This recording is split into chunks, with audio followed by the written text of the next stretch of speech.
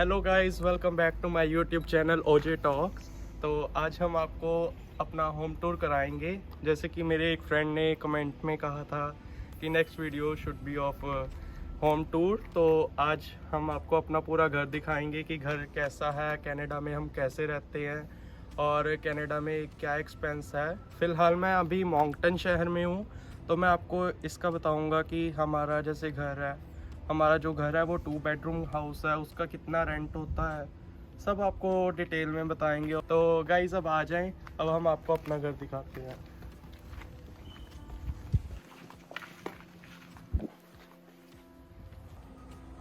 तो गाइस आप जैसे ये देख सकते हैं, ये हमारा मेन एंट्रेंस है घर की।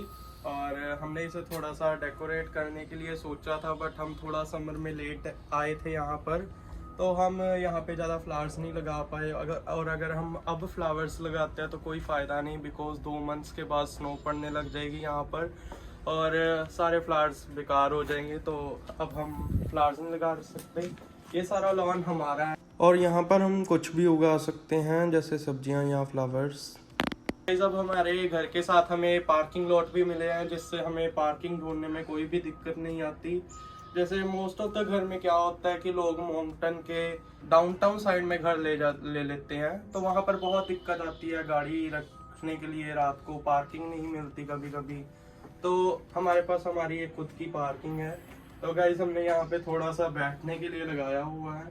काम के बाद हम इवनिंग में आकर कभी हम लॉन में अपनी चेयर्स लगा लेते हैं और टी टाइम एंजॉय करते हैं। एक चीज़ आपने नोट की होगी कि हमने डस्टबिन को ऐसे बांधा क्यों हुआ है, बिकॉज यहाँ पे सारा फॉरेस्ट एरिया है आसपास में, और यहाँ से कभी कभी रकून आ जाते हैं और सारा गार्बेज यहाँ पर फैला जाते हैं। तो हम उसको अवॉइड करने के लिए हम अपने डस्टबिन को बांध के रखते हैं। तो चलो गाइस, अब हम अंदर का आपको दिखाते हैं। तो ये है हमारा हाउस। गाइस ये हमारा लिविंग एरिया है। तो फ्री टाइम में सभी हम जब इकट्ठे बैठते हैं, कोई पार्टी करते हैं, तो हम सब लिविंग एरिया में ही बैठते हैं। यहाँ पर एक टीवी लगाया हुआ है हमने, और पूरा हमने इसे डेकोरेट करके रखा हुआ है।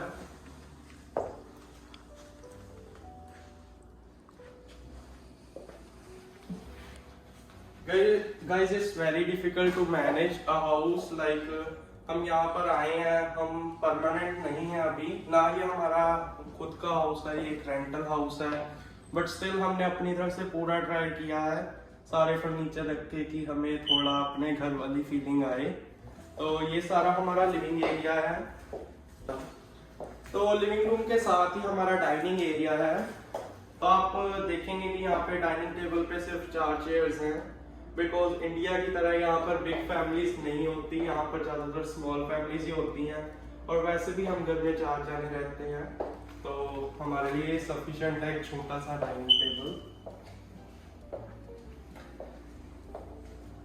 गाइस आप देख सकते हैं कि हमारे डाइनिंग रूम में एक अलग से शीशा क्यों है।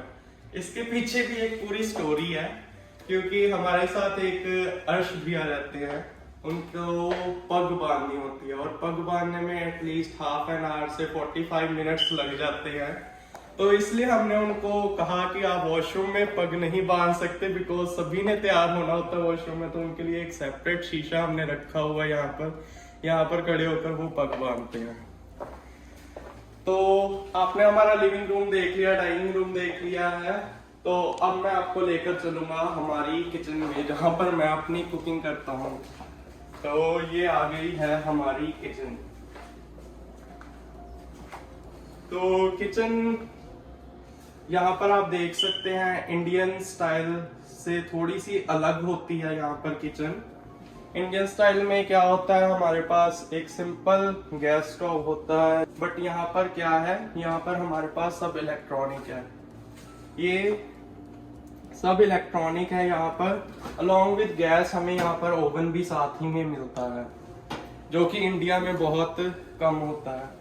तो आपको एक और बात बताऊं कि हमारे घर में डिश वॉशर भी है। ये किसी किसी घर में ही मिलता है, ये हर एक घर में नहीं है। तो ये डिश वॉशर है, जब हमारे घर पे पार्टी होती है तो तब हम इसे यूज करते हैं, otherwise it's very costly to use this, because 1.5 घंटा लगातार इलेक्ट्रिसिटी यूज होती है, तो इसलिए हम इसे कम से कम यूज करना पसंद करते हैं। तो आप देख सकते हैं हमने किचन में भी थोड़ा सा डेकोरेशन किया हुआ है। और अगर आप यहाँ पर देखेंगे फ्रिज के ऊपर, तो हमने यहाँ पर एक लिस्ट लगाई हुई है, बिकॉज सभी कॉमन टाइम पे कभी कभी घर पे नहीं होते, तो अगर कोई भी इंग्रेडिएंट अगर मिसिंग है घर में, तो अब हम यहाँ पर लिख देते हैं। तो अभी फिलहाल हमारी सारी ग्रोसरी होने वाली है, आज शाम को हम ग्रोसरी करने जा रहे हैं। और फ्रिज अगर हम आपको दिखाएं, तो फ्रिज भी यहाँ के थोड़े से अलग होते हैं, बट इतना डिफरेंस नहीं है फ्रिज में, फ्रिज ऑलमोस्ट सेम ही है। और अब हम फ्रोजन एरिया दिखाएं, फ्रोजन एरिया में हमने सारे थोड़े से फ्राइज वगैरह हमने लाकर रखे हुए हैं, और सब कुछ है। जितना कुछ हम यूज़ करते हैं, ज़्यादातर हम प्रेफर करते हैं कि कम से कम चीज़ें लेकर आएँ, बिकॉज टाइम बहुत कम होता है हमारे पास कुकिंग करने का, क्योंकि वर्क के साथ साथ हमें सारे हाउस होल्ड वर्क मैनेज करने होते हैं, जैसे कि क्लीनिंग हो गया और लॉन्ड्री करना, बर्तन धोना, कुकिंग करना। तो हम ज़्यादातर कुकिंग नहीं कर पाते, हम ज़्यादातर वीकेंड्स पे ही कुकिंग करते हैं। गाइस आप देख चुके हैं, इस साइड हमारा लिविंग रूम है और इस साइड डाइनिंग एरिया है, और डाइनिंग एरिया के साथ ही आपने देखा कि हमारी किचन है। किचन के बाद ये एक पैसेज आता है जिसमें हमारे रूम्स हैं और वॉशरूम्स हैं, और साथ में कुछ कबर्ड्स भी हैं। तो सबसे पहले ये आता है हमारा कबर्ड। यहाँ पे हम ज़्यादातर सारा अपना विंटर स्टफ रखते हैं, बिकॉज स्नो जैकेट्स जो होती हैं वो थोड़ी गीली हो जाती हैं जब हम बाहर जाते हैं। तो ये अलमारी हमने इसलिए रखी हुई है ताकि स्नो जैकेट्स हो गई, जो हो गया, जो सामान बाकी कपड़ों को ख़राब ना करे। अगर पानी सभी कपड़ों में जाएगा तो स्मेल आ जाएगी, तो इसलिए हमने ये सेपरेट कबर्ड रखी हुई है जिसके अंदर हम स्नो जैकेट्स और विंटर रेनी जैकेट्स ही रखते हैं। तो गाइस अब आप आगे आते हैं तो आता है मेरा रूम, मेरा और जशन भैया का रूम। आप देख सकते हैं कि मैं प्रेफर करता हूँ कि मैं अपना रूम थोड़ा खाली खाली रखूँ, बिकॉज मुझे थोड़ा भीड़ नहीं अच्छी लगती। जितना खाली होता है रूम उतना क्लीन रहता है। तो यहाँ पर मैंने एक कैलेंडर लगाया हुआ है, ये मुझे मॉन्ट्रियल की याद दिलाता है। ये मेरे को मैकडी के एक मैनेजर ने दिया था, तो मुझे पुराने काम की याद आ गई थोड़ी सी। और अब आप देख सकते हैं कि ये मेरा स्टडी टेबल है, यहाँ पे मैं प्रेफर करता हूँ स्टडी करना। फिलहाल तो मेरी स्टडी खत्म हो चुकी है, मैं वर्क परमिट पे हूँ, बट कभी कभी मेरा फ्रेंच पढ़ने का मन करता है तो मैं यहाँ पे बैठ के कर देता हूँ। तो गाइस ये मेरा रूम है, और अब मैं आपको अपनी कबर्ड दिखाता हूँ। तो ये गाइस मेरी कबर्ड है। गाइस मैंने अपनी कबर्ड में ज़्यादा कपड़े नहीं रखे हैं, बिकॉज मुझे नहीं पसंद कि, जैसे मैंने आपको बताया, मैं अपना रूम थोड़ा खाली रखना पसंद करता हूँ। तो जो एक्स्ट्रा कपड़े हैं वो सारे मैं सूटकेस में डालकर अपने स्टोर रूम में रख देता हूँ।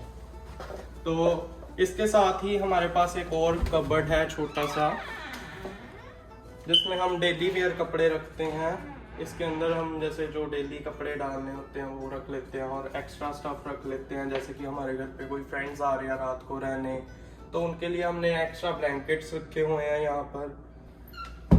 तो गाइस अब आता है दूसरा रूम, जो एक वेल सेटल्ड रूम है। ये बल्ली भैया और यश भैया का रूम है, और ये कमरे को अपने बहुत मेंटेन करके रखते हैं, और मुझे बहुत खुशी है इस बात की। आप देख सकते हैं कि इनके रूम में बकायदा एक टीवी भी लगा हुआ है। तो मुझे अगर टीवी देखना होता है तो मैं लिविंग रूम में जाता हूँ, ज्यादातर यहाँ इनके रूम में आता हूँ। बट ठीक है, कुछ टाइम बाद मैं शायद अपने रूम में भी टीवी अफोर्ड कर लूँ, बिकॉज अभी मैं नया मॉन्ट्रियल से मूव हुआ हूँ, तो थोड़ा बजट हिल जाता है एक सिटी से जब हम दूसरी सिटी में मूव करते हैं। तो गाइज आप देख सकते हैं ये इनका रूम है। इनके पास गिटार भी है, मुझे बहुत पसंद है गिटार, मुझे सीखने का बहुत शौक है। बट जस्ट मैंने आपको बताया कि हमारे पास जैसे इतना टाइम नहीं होता सब कुछ मैनेज करने के लिए, तो करके कई शौक होते हैं जो पूरे नहीं हो पाते, बट स्टार्टिंग में मेरा एक ये भी सपना था कि मेरा YouTube का चैनल हो। तो गाइज अब मैं धीरे धीरे अपने सपने पूरे करने की कोशिश कर रहा हूँ। जैसे मैंने स्टार्ट किया YouTube चैनल से, तो गाइज हम टॉपिक से भटक गए हैं। तो अब मैं वापस आपको रूम के बारे में बताता हूँ। इन्होंने देखो दीवार पे एक सुंदर सी पेंटिंग लगाई हुई है, मुझे बहुत अच्छी लगती है ये। साथ ही में इन्होंने एक चेयर भी रखी हुई है जहाँ पे ये डेली बैठ के पाठ करते हैं। और अब मैं आपको दिखाऊंगा इनके कबर्ड्स। तो ये इन्होंने कबर्ड के बाहर BS लगाया हुआ है, जिसका मतलब है बल्ली सैनी। तो ये इनका कबर्ड है। गाइस इन्हें कपड़ों का बहुत शौक है, इन्होंने बहुत बड़ी कलेक्शन रखी हुई है कपड़ों की। मुझे भी बहुत शौक है कपड़ों का, बट मेरी इतनी बड़ी कलेक्शन नहीं है जितनी बड़ी इनकी है कलेक्शन। इनकी कपड़ों के साथ साथ शूज की भी बहुत अच्छी कलेक्शन। तो ये अलमारी है अर्शिया की। तो आप देख सकते हैं इन्होंने भी वेल मेंटेन करके रखी हुई है। हमें बहुत दिक्कत आती है मैनेज करना सब कुछ, बट स्टिल हम मैनेज करते हैं कि हम अपने घर को साफ सुथरा रखें। तो गाइस अगर अब हम नेक्स्ट रूम में आते हैं, तो नेक्स्ट हमारा है store room plus laundry room. ये भी किसी किसी घर में होती है, बट हमने प्रेफर किया था पहले ही कि जिस घर में हम जाएं वहाँ पे लॉन्ड्री जरूर हो, बिकॉज ये बहुत दिक्कत आती है कि हमें 2 घंटे कहीं शॉप पे जाकर बैठना पड़े और लॉन्ड्री करनी पड़े। हम घर पे ही सही रहता है, घर पे लॉन्ड्री हो तो सही रहता है। तो गाइज ये हमारा स्टोर रूम है। यहाँ पे हमने अपने एक्स्ट्रा सूटकेस रखे हुए हैं, एक्स्ट्रा क्लोथ्स रखे हुए हैं, और ये हमारे पास एक्स्ट्रा गद्दा भी है। जैसे मैंने बताया कि हमारे कभी कभी फ्रेंड्स हमारे घर पे आते हैं, तो एक्स्ट्रा मैट्रेस होना बहुत जरूरी है। तो अब हम आपको लेके चलेंगे अपने वॉशरूम में, और ये हमारे घर का लास्ट रूम है, वॉशरूम। सो गाइज आप देख सकते हैं ये मेरी फेवरेट प्लेस है, बिकॉज यहाँ पे बहुत बड़ा शीशा लगा हुआ है और बहुत सारी लाइट्स हैं। तो मुझे बहुत पसंद है यहाँ पर आकर अपनी फोटो क्लिक्स करना, और हम ट्राई करते हैं कि हम इसको भी साफ सुथरा रखने की कोशिश करें। ये सारे कबर्ड्स हैं वॉशरूम के साथ साथ सब कुछ, और आप देख सकते हैं कि ये सारे कबर्ड्स हैं। इसमें हम अपनी एक्स्ट्रा लॉन्ड्री रखते हैं जो हमें लॉन्ड्री करनी होती है इन कबर्ड्स में। और मोरोवर ये वाला कबर्ड है, इसमें हमने सारे अपने प्रोडक्ट्स रखे हुए हैं डेली के जो यूज़ करने होते हैं आते हुए। और ये हमारा बाथटब है। ये थोड़ा इंडिया के स्टाइल से थोड़ा अलग होता है। यहाँ पर ऐसे नहीं होता कि हम कहीं पे भी बाथरूम में बैठकर नहा सकते हैं। एक स्पेसिफिक एरिया होता है शावर लेने के लिए, हम वहीं पर रहकर शावर ले सकते हैं। अदरवाइज अगर यहाँ पर आप देखेंगे वॉशरूम में कहीं पे भी कोई एग्जिट नहीं है वाटर के लिए, कोई भी नाली नहीं है जहाँ से हम वाटर निकाल सकें। तो स्पेसिफिक पानी की जो नाली होती है वो एक बाथटब में होती है, एक टॉयलेट सीट में होती है और एक वॉश बेसिन में होती है। इसके अलावा अगर हम कहीं पे भी पानी गिरते हैं तो हमें मॉप से सुखाना पड़ता है।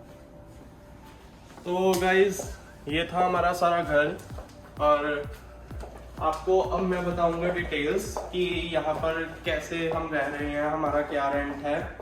और अब हम बाहर ही चलते हैं, बाहर का मौसम थोड़ा अच्छा है। तो गाइज अब आप सारा घर देख चुके हैं, मैं आपको दूंगा थोड़ी सी रेंट डिटेल्स कि अगर हम माउंटेन में रहते हैं तो हमारा कितना खर्चा आ जाता है मतलब कि मंथली घर में रहने का और रेंटल और सब कुछ मिलाकर। तो गाइज अगर आप देखेंगे कि हमारा घर है जो सारा, इसका पूरा रेंट है 930, जिसमें से 900 इस घर का रेंट है और $30 हमारी जाती है टेनेंट इंश्योरेंस। सो टेनेंट इंश्योरेंस ये होता है कि अगर कोई भी प्रॉपर्टी में हमारा लॉस होता है, कुछ भी खराब होता है, तो वो खुद जिम्मेवार है। हमारी कोई सिरदर्दी नहीं है कि हमारे घर की कोई टूटी खराब है या कोई हमारा फायर अलार्म नहीं चल रहा, फायर अलार्म अगर नहीं चल रहा तो सब उनकी ड्यूटी है। हमें किसी भी तरह की कोई भी टेंशन लेने की ज़रूरत नहीं है। वो अपना एक पर्सन भेजेंगे, वो सब कुछ घर पे आके ठीक करके जाएंगे। तो गाइज मैंने आपको बताया कि 900 हमारा रेंट है, तो प्लस $30 टेनेंट इंश्योरेंस। तो घर में हमारे क्या क्या इंक्लूड है अब मैं आपको ये बताऊंगा। घर में कोई भी फर्नीचर इंक्लूड नहीं है, जस्ट घर में हमें मिला है एक फ्रिज और स्टोव और लॉन्ड्री, और इसके अलावा सब कुछ हमारा खुद का लिया हुआ है इस घर में। तो सारे जो आप सोफ़ा देख रहे हैं, डाइनिंग टेबल देख रहे हैं, और जो क्रोकरी है और जो बेड्स हैं सब कुछ वो हमारा खुद का बाय किया हुआ है। किसी भी तरह का कोई हेल्प नहीं है यहाँ पर, हमें जस्ट एक खाली घर मिला था। और इसके बाद अगर हम बात करें और चीज़ों की, तो हमारे घर में कोई किसी भी तरह का कोई भी इंटरनेट कनेक्शन नहीं दिया जाता बाय रेंटल कंपनी। किसी भी तरह का कोई वाईफाई नहीं है। हमने वाईफाई के हमें खुद पे करने पड़ते हैं, जो कि है नियर अबाउट $90 पर मंथ। और इसके साथ साथ हमारे घर में इलेक्ट्रिसिटी भी इंक्लूड नहीं है। इलेक्ट्रिसिटी का बिल हमें खुद अलग से पे करना पड़ता है, जो मंथली आ जाता है 250 से 300 के नियर अबाउट। तो अगर हम सारे घर का रेंट देखें तो 900 रेंट है, प्लस $90 और $100 for wifi, 1000 plus 300 for our hydro electricity. यहाँ पर इलेक्ट्रिसिटी को हाइड्रो कहा जाता है ज़्यादातर। तो इलेक्ट्रिसिटी के 300, तो कुल मिला के अगर हम 4 जाने रह रहे हैं इस घर में, तो हमें पर पर्सन 325 से थोड़ा ज़्यादा 330-340 के नियर अबाउट पड़ता है इस घर में रहना। बट आप देख सकते हैं कि घर की कंडीशन बहुत अच्छी है, ना किसी तरह का कोई यहाँ पे कॉकरोच है, ना किसी तरह की कोई बग्स हैं। एक बहुत ही अच्छा बना हुआ घर है ये, इसमें किसी भी तरह की कोई दिक्कत नहीं है अभी तक हमें फेस करनी पड़ी। तो गाइज अगर हम फर्नीचर की बात करें तो सारा फर्नीचर हमने खुद बाय किया है। यहाँ पर एक इन्वायरो प्लस नाम का स्टोर है जहाँ से हम इजीली सभी तरह का फर्नीचर बाय कर सकते हैं। और हमने सोफ़ा, बेड और डाइनिंग टेबल्स सब कुछ हमने इन्वायरो प्लस से बाय किया है। और अगर हम बात करें क्रॉकरी की, तो क्रॉकरी हमने सारी वॉलमार्ट से बाय की है। वहाँ से थोड़े सस्ते में हमें मिल जाती है क्रॉकरी, और अच्छी क्रॉकरी मिल जाती है जो जल्दी करके टूटती भी नहीं है। और अगर हम बात करें टीवी की, टीवी हमने प्रेफर किया है कॉस्को से बाय करना, बिकॉज वहाँ पे डील्स बहुत अच्छी मिलती हैं। और यही था हमारा पूरा घर। अब मैंने आपको सारी डिटेल्स दे दी हैं। अगर कोई डिटेल रह गई हो तो गाइज आप मुझसे कमेंट में पूछ सकते हैं। और होप कि आपको हमारा घर पसंद आया होगा। तो गाइज होम टूर के साथ साथ एक बहुत बड़ी खुशखबरी है कि जो हमारे साथ बल्ली भैया रहते हैं उनको आज पूरे 3 साल कंप्लीट हो चुके हैं कनाडा में आए। तो इसी कारण हम आज केक लेकर आए हैं, तो अभी हम उनका केक कटवाएंगे। तो आ जाओ बल्ली भैया, हम केक काटते हैं। आ जाओ आप। तो मैं आपको इनके साथ इंट्रोड्यूस करवा दूं। ये प्रदीप भैया है, ये अर्श भैया है। इन दोनों का रूम मैंने आपको दिखाया ही था। और जशन भैया वीडियो बना रहे हैं इस टाइम।